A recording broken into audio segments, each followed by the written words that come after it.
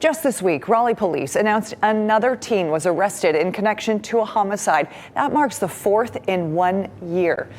WRAL's Destiny Patterson is live in downtown Raleigh. And Destiny, I mean, this just adds to a troubling trend that we've seen. That's right, Chris. The teen in this case is just 16 years old. He faces multiple charges, including murder. And the other suspect in this case is just 14 years old. And that's about all that we know about these suspects at this point, because there's very little information that can be released when the suspects are under the age of 18. But we do know that we're seeing more and more of these cases involving young people. In the first 3 months of the year, we've reported on 4 young people who've been arrested related to 3 separate homicide incidents. 3 of those suspects were just 14 years old. We've got to start to think about gun violence as a disease. RPD arrested 2 teens in connection to a January shooting on Cumberland Creek Road.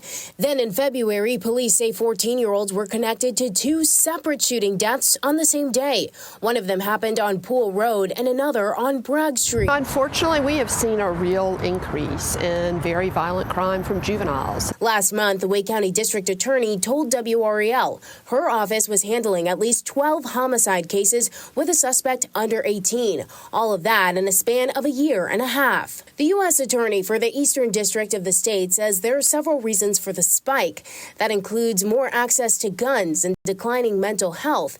He also mentioned the pandemic's effects on productive extracurricular activities. There is a perception among many young people and among gangs in our community that they can use young people essentially as holsters. Do you think that these juveniles should be tried as adults?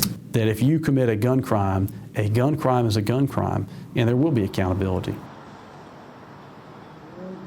Easley says that we need to change our mindset around this kind of gun violence. He says he views it as a public health issue, and the only way to solve that is between the community as well as the government.